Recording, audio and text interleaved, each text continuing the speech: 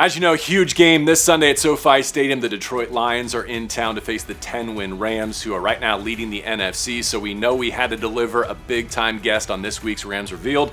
Here's our conversation with Davante Adams.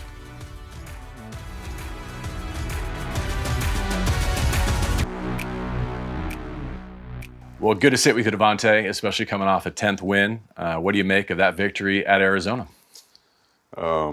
It was in the NFL. Every victory you got to be grateful for and appreciate and celebrate. So, obviously, it wasn't the most taxing one for us, but that's an NFL football team. So, anytime you go out there and get a dub, it's a great feeling. One of my favorite things this season has been hearing you talk about this culture and your first exposure to it. I wonder what yesterday's win reflects about this place, that the head coach can be sick and away from the team and not part of Saturday night, delegating play, calling duties, and you go up and put up 45. Well, it's the type of team we have, type of staff we have. Really, the way that they prepare, they get in here nice and early and grind out to make sure that they're on the same page. Where I feel like they kind of share a brain as sometimes. So the way Mike LaFleur sees the game, the way Sean sees it, the rest of the staff on offense, obviously defensive side of the ball. But I can only speak to what we do over here. So. It wasn't really surprising to see that, somebody like Mike could take the control, and it was nice to see Sean acknowledge him after for it, too. Who's the better hang, Mike or Matt LaFleur? It's got to be the assistant coach, I feel like. This is never the head coach is never the main hang guy. I think even on this staff, I think Sean's he's a hell of a guy. But he got some competition for sure as far as some of the offensive coaches we have. I know that some of those guys hang out pretty good. So I don't know, it's tough, but I'll probably give the nod to Mike. I hear you. When he describes this as a player-led team, what does that mean to you, and where do you see that? Yeah, it's one of those teams where, you think about some of the teams where everybody's scared of the head coach, scared to, disappoint the head coach, where obviously there's some aspect of that is true here, but I think for the most part, we're afraid to let each other down. We're afraid to let our brothers down, not get, in trouble with the coach for not, fulfilling our assignment. It's more about, I need to make sure that the guy to the left and the right of me understand that I got their back. And, if they only got 30, that I got 70 for them, on any given play. So that's the type of vibe we have. And, I think it definitely showed out there on Sunday. I hope you're not weary of talking about Puka yet, are you? Not yet. Okay. Not yet, no. I know I'm like last in line to get to this. I'll try not to be redundant, but when you say he's my kind of guy, what do you mean by that? Just the ultimate teammate, man. He can give you literally whatever you need, and that's that's him going out and having a game like yesterday, or if it's him kind of having a more of a dormant game and pulling coverage or just cheering for his teammates and having that genuine appreciation for, the guys around him and just truly appreciating just being alive. That's the type of guy he is. You can see his, his gratitude. You can see his, like I said, his appreciation for the game, for life, just day in and day out. And like I said, that's my type of guy. Yeah. These 3 seasons since his, record-setting debut have gone by so quickly. I think a lot of people were stunned to hear that was his first multi-touchdown performance. Yeah. Is it good to see those touchdowns, those moments start to flow for a guy who's done just about everything you can from that position? No, for sure. The way he goes in, digs out linebackers, blocking, sifting DNs, blocking safeties, going inside and running high crosses, ripping up, making people retire, all type of stuff he's done this year. It's been a eventful year for the kids, so I'm excited to see him, getting the paint a little bit more. And I figured I'd share a few this past game. That was very nice of you. Both those short rushing touchdowns yesterday, I think, are examples of what you're talking about, right? Where we've seen so much 3 tight end and Davante split out. Yeah. A couple of goal line situations where you're almost adding another half tight end with Puka kind of inserting onto that run blocking surface. I heard you make a comment, something to the effect that he's brought out the best in you, or maybe the next iteration of your game. What precisely did you mean by that in terms of the way that the other receivers in your room have challenged you at this stage of your career? Yeah, when I made that comment, it was, partially Puka, but it was really speaking to just the room in general. I think early on in the year, just over the course of my career, I've been asked to do a lot. And, when you're going and catching 120 balls, it's different, as far as your involvement in the run game and things like that. You're asked to do a little bit less there maybe. So, just based off of what I had experienced a few years before getting here, many years before I got here, I don't think I was involved as much. And then to see the way that these guys just go out there, and it's not something that's harped on, at a unbelievable level by the coaches. I think it's just a onus that the receivers take. And obviously it's a culture that's been built here, through Cooper and a lot of the other guys that played here. But you could just see a willingness to do whatever it takes. And, to see that from young guys and not have to be told and have it drilled in them to, to do the right thing and to just have the discipline to be able to go out there and do it on their own. And, that means a lot to me. And it was something that I made sure that I, up my game, making sure we're keeping, these DBs and whoever we got to block off our back so they can go have games like yesterday. You shared your background in hoops with us previously. You're wearing it today and your love for the game. Puka's a pretty good hooper too, or so I understand. Have you guys had any runs together? I mean, it's been a lot of lip bumping, that's for sure. He's been talking and he's excited to get out there. When I decided to actually come here, that was like the second thing that he mentioned to me. He was like, I can't wait to see you on the court. And we just never really had the opportunity to do it yet, but I got a feeling it's coming soon. Not too competitive because we don't want to scare our fans out there and definitely not the organization, but two competitive dudes that got a little bit of a background hooping, so we'll see what happens. I think late February, early March seems like a good time maybe to... Yeah, why not film it and get it out there for our viewers. Last one on him. Have you shared any advice having nothing to do with football and X's and O's, just about stardom in this league and at your position specifically as he kind of enters that season of his life?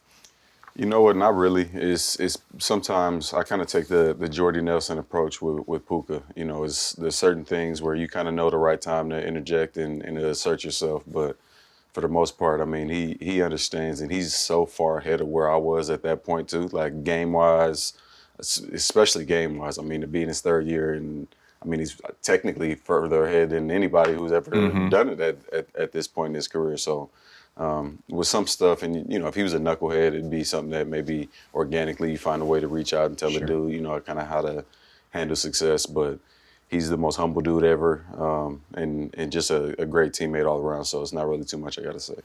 One jumping off point to talk Matthew would be the game that's coming this week. And I was thinking today driving in, like if we flash back in time, say like a fall Sunday at Lambeau Field 2019, right? Packers and Lions are playing. And someone just pulled you aside and said, guys, in a few years, you'll be playing for the Los Angeles Rams at SoFi Stadium, hosting the Detroit Lions with a chance to maybe win Matthew an MVP, win the NFC West, go get a 1 seed. That would have sounded like a Mad Lib probably. How does it feel to hear it now in the present day? Sometimes it still doesn't feel real until we get out there. I mean, it's so new that sometimes, and me and Matthew, we're the type of guys, really the whole team, but us having the experience we have, we kind of got to where we, are by just keeping our head down and just continuing to work and just, kind of looking up when it's all said and done. But yeah, sometimes you think about the experience that you have, and for me to be in this position after battling with him so many years across the way, to be on the same field, I know this one's going to mean a lot to him, but it means a lot to me knowing it means a lot to him too. Yeah, one example of what you're hinting at there, I think, is like the post-game locker room yesterday, where his teammates are chanting MVP, and his skin's crawling. Like you can tell he's almost... Yeah, he's not. We do that specifically because we know it bothers him, or not bothers him, but it gets him a little uncomfortable. But I mean, it's the truth, so we got to chant it. Yeah. He said one thing yesterday that caught my attention. I should have hit Tay on that fade. He crushed his guy. Whatever that disconnect is still there. It seems like at this point of the year, that's only upside. That's only a good thing because your best connections might still be ahead of you. Yeah. Do you and he feel that way too? Yeah, I mean, I like to think at this point everybody can see we're rolling, especially when we get down in that that goal zone. So that's where we're trying to go down and make some noise. But it's not always going to be perfect. But at the end of the day, it feels good knowing that the issue was that he missed me, which is not going to happen too much with Matthew Stafford, and that's also the good thing is knowing that we can easily fix those type of things. So 1 week prior in Charlotte, what was it? His 28th straight touchdown toss without an interception. You went down and got it. Yeah. I think that ball made its way into the stands. Has it made its way back to Los Angeles yet? Don't have that. That's not confirmed, but I know there was Kelly was doing some work to do that, and Okay. I didn't know. He didn't even know at the time that ball was meaningful. He saw me hand it to the kid and let it happen. So, yeah, I feel bad for doing it, but I did not. I was unaware at the time. So. I mean, as long as it has the right ending, I think that's like the perfect encapsulation of what you're saying, where neither you nor he had any Right. recognition of what was Yeah. going down and the NFL significance of that football. Well, maybe we just got to get a little harder on our PR team, making sure they announce those things to us so we know what's going on. Don't do that this week because they made this possible. So That's we true. want That's them to feel appreciated. What's the difference between the ball that he throws and any other great ones that you've worked with? That's probably been the most frequently asked question that I've gotten since being with Matthew. Especially, I mean, they try to compare he and Aaron, but I don't know, man. I mean, all these guys, can throw hard. They all can, drop it in the bucket. So it's really hard to speak on exactly what makes them different. I think the styles are a lot different. Mm-hmm. Aaron's got more of a flick. The way he throws the ball is kind of like it's a quick release, real flicky. Obviously, the quick game aspect of it, we run a lot less quick game here, so that's a little bit of a difference. And I guess Matthew, just his ability to look off defenders and no look the ball, I think he does that a little bit more than any quarterback that I've ever seen, let alone anybody I've played with. So, Since you bubbled those names up, here's a cool one. At this point in time, 35 touchdowns, only 4 interceptions. 2 quarterbacks in league history have had that ratio going into Week 15, Rodgers and Stafford. Mm-hmm. I think we talked this summer about how you helped Aaron win an MVP in his age 37 and 38 season. You link up with Matthew at that juncture in his life. What would it mean to you if you are able to get him into that circle? I mean, I wouldn't want to necessarily take credit for that. I think A share of it. Yeah, I think it'd be awesome to be a part of, but that's something that he earned and that he's gone out there and done all that work. So, I've caught a few touchdowns, but to be honest, half of those touchdowns were just kind of placed in my hand from the quarterback. So, as much as I'd like to take credit, I can't really take too much for that one. Air-Rod's still going at 42. Any reason Matthew Stafford couldn't, shouldn't? No, there's no reason why he couldn't or shouldn't, and I'm working on that now. Because you'd be willing to go again next year and beyond if he is? I'm willing to do this as long as maybe we'll just. I told him, I actually made a joke. I said, whenever you stop, I'm done. So it's up to you. Wow. Yeah. I mean, I was looking at some of the all-time greats like Larry Fitzgerald, Marvin Harrison, Chris Carter, Isaac. Like, that's kind of the company you're keeping these days. And those guys play deep into their 30s, if not more. Yeah. Is it one of those, as long as my body will let me do the things that I love to do at a high level, or you have too much golf to play to go that far? I plan on playing golf till I'm about 95, 96. So I don't think that'll get in the way. We got plenty of time to golf still. No, I'm gonna give this thing, as long as I'm still loving it the way that I do now, which I can't imagine that'll really ever change. But as long as I got that and I got the health, then we'll see. Christmas right around the corner. That means another birthday for you. You'll be 33 this time 33, around. Yeah. Between being that close to Christmas and now being a father of 3, though, I'm sure you get overshadowed. I mean, for quite some time, it's been like that. I mean, since I was a kid, you almost get overshadowed having a Christmas Eve birthday. But I'm Santa now anyway, so it don't really matter. What do you like as a dad? What am I like, or what? Yeah, like what's the scouting report as Davante as a father? I mean, you ask me. I got a mug says Dad of the Year and all of that on it, because I it's what I take the most serious, and I take the most pride in this world for sure. Grooming my kids and just teaching them, watching them grow is literally my favorite thing to do in the world. So I put my all into it for sure. Is it hard this time of year, or is this? I know I find maybe these are some of the best parenting opportunities is when you are involved at work, right? Because you want your kids to see traction and passion and model that for them. What's your take on that? For sure. I mean, my kids now, they're both, my oldest is 6, and she's to the point where she has a pretty good idea of what's going on. And, they come to the game, they're on the field, and, they see the love that I get, the way that I'm, people are screaming my name, and I'm starting to see her, like, literally year by year, like, take it in, like, well, they're doing a little extra for Dad. Like, and she, I see her on game days now. She's a little bit more fired up, just excited to be around that whole atmosphere. So, I love it. I love every part of being a dad. I got my boy, so we'll see. I don't. He'll probably end up being a golfer after seeing how much golf I'm gonna end up playing when he's growing up. So, but we'll see. Either way, I'll be a happy dad. I love that. All right, hard pivot here to tight end utilization. There's no transition here, just change of topics. But the Rams ran 40 plays with 3 tight ends on the field yesterday, okay? Yeah. That's the most in like the next gen era. How much 13 have you been a part of previously? More than I would like, but not. I mean, to be honest, I'm a fan of the 13 person. You are here. Yeah. Here, yeah. In general, like even when we first, put it together, we had our jokes that we made as receivers about it, just being dumb. But it was at this point, it's something that we know we can use as such a tool. I mean, it throws defenses off. They don't know how to play against us. All of our tight ends are dynamic. They can run, routes down the field.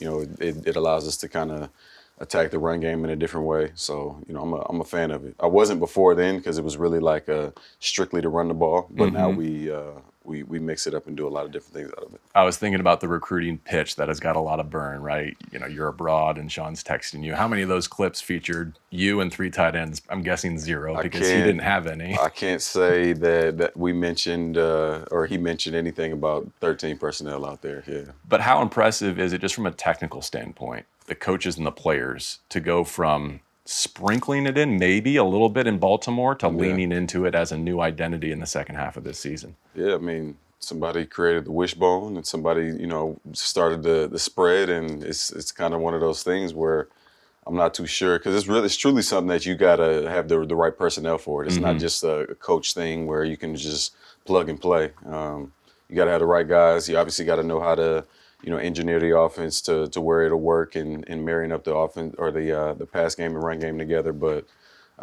starts with having the right guys, which we have, and that's really why it works the way that we make it work. A lot of times you're paired with it, but more and more you're sidelined by it too. And I mean that with a question almost, is that a good thing potentially with where you're trying to go to bring your snap count down to what I think are your lowest levels since rookie year? I know you don't want to be sidelined, but with the grand ambitions that you and this team have, could that play well in the long term?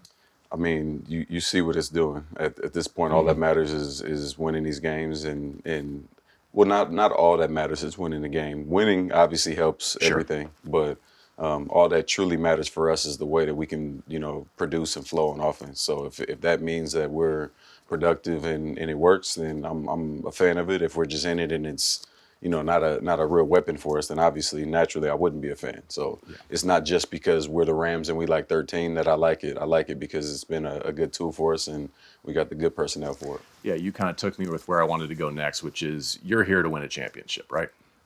You've said that. It's implied by your choice. Yep. And so I don't want to oversimplify, but is there something, the fact that this season doesn't start for you and the Rams until you earn the chance to hopefully play in an NFC championship game, because that's been the outer boundary of your professional career so far? Yeah, man. I mean, that's ultimately what it's, I'm not playing for the money. I'm not playing for the stats or any of that stuff. The stats have come from doing the right thing, consistently over a long period of time, and that stuff will take care of itself. But the winning is the hard part, and especially in the games that really matter. So to, being with a team now that I feel truly confident in, and like I've said before in the past, there's something to be said about not having to go out there and be Superman every week for my team to have a chance to win. So if it means that, I'm sidelined a few plays and then can go in and catch, a touchdown or two a game, in the red zone and still be able to produce and contribute and help this team win, then whatever makes it work. I like the way you caught yourself to say that just because winning is the goal individually and collectively, you can have great memories and a ton of fun along the way. Like you're forming friendships and memories. Exactly. But we know where the sights are set. Right. Can I ask you about Eric Yarber? Because he's been the constant here with Sean for a coaching staff that has produced so many opportunities and head coaches elsewhere. Yarbs is the guy. Robert Woods, Cooper Kupp, Brandon Cooks, Puka, yourself. What's his role in your week, given how accomplished you are? Well, I mean, he does so much for my mental. I mean, the way that he knows for us to only have, a small sample size working together, he really knows how to just deal with me, just day in and day out. He knows the things I'm thinking and things that I'm feeling a lot of times based off of, without even me having to even, converse with him. So share a mindset coming from, almost the same place. I feel like we almost share some of the same blood sometimes. That's my guy. He's like a father figure type in our room on top of, being a great coach in technique, mindset, all of the things that he instills in us. So, like I said, it's been a short time, but I feel like since 2018, we've been talking after games, and he's been dying to coach me, and it's been the same for me. So it's good that we're able to click up now. You're both great at the nicknames too. I think some people read about yours for Konate, but Yarbinator, he's been giving them out for a generation. Yeah, he's got a bunch. Yeah, have you heard Konate's from him? I think so. The Apprentice. Yeah, that's his thing. Because I was calling Konate, I still do call him my son, and then he switched to saying that I was his uncle. So it's my nephew. But now he's the Apprentice. Yeah. Mum took credit for the celebrations in London. Don't know if that story's true. He did. Yeah. I'm getting old. I got a lot of stuff to focus on, handshakes and celebrations. Over the course of my career, honestly, that's been one of my weak points. So I'm glad that we got some young blood in here with some good ideas. You're participating though, in a very cool way. I am. I'm doing the tight end, which I still don't know what that's about, but I'm trying to do everything I can to be close to this team. How come you didn't get down there and roll through the end zone with Blake the other day? Nah, I wasn't on fire. He was. That's his job. I'll leave him to do that. That get your stamp of approval though? It did. There was some questions until I actually talked to him on the bus after, and that's when I learned what was going on, and I was like, wow, that was actually a really, really good celebration. Yeah. Not to get too deep into life after football, but as we wind this down, what else do you see on your horizon that you would love to do besides get a few hole-in-ones? Well, yeah, that would be amazing. We'd start there. Start with the hole-in-one. Get one of those because I feel like when it rains, it pours. So we going to get one, and then, I'll talk to you a year later in the retirement. Now I got 6. That's how it goes. So we start with the hole-in-one, and after that, I kind of leave it up to – might just let the wind blow and see where I end up. It's a little bit of that. I got some goals or some ideas, I guess I should say. Maybe working in football. Maybe some broadcasting stuff.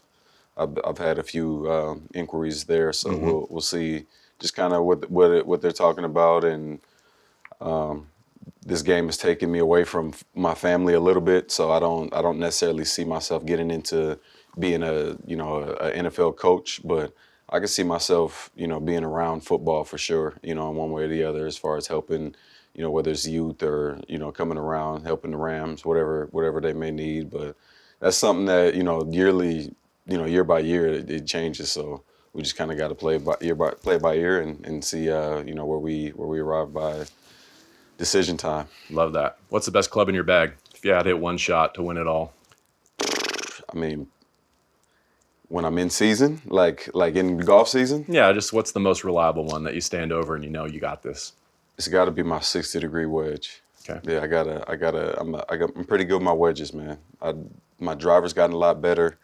I can hit the ball pretty far, but it wasn't until maybe July where I started really feeling good with my driver. Mm-hmm. So I'm gonna give it a little time before I, put the crown on it. But my wedges get me out of a lot of trouble. There was a Rams Ryder Cup team and you were the captain. Could you get a roster assembled? I know Stafford's a pretty good stick. Anybody else? I could. I don't know if we can count Witt. He's basically on the team at this point. So somehow we'd have to get Witt in there. This team actually probably has the most golfers that guys that actually played that I've been on. But I know for a fact, I know Steady can play a little bit. But yeah, me, Matthew, Witt, Steady, definitely not Puka. He's got a lot of strengths, but not Puka. We'll let him do more violent things than that apparently. There's a few guys. I really have to think about it. I played with a couple. Ronnie's really good too. I played with Ronnie a little bit. Ronnie Rivers. He'll surprise you. He's got a pretty well-rounded game too. Played with him at Riviera, and he shot, I think, like 83 there, which is nice. Am I correct that Sean would not be a very good golfer? I mean, to be honest, I don't think any head coach should be good at golf. Yeah. Because time conflict. Yeah, either you played your whole. That's the only way. If you played as a kid or something like that, maybe you can get away with being good. But at this point, it just shows me you're not that serious about coaching if you're that good at golf. Love that. Yeah. Thanks for your time at this stage of the season, this stage of your career. It's been something I've been looking forward to, and I know we're all glad that you're not a wholesale type of receiver. No doubt, we're here.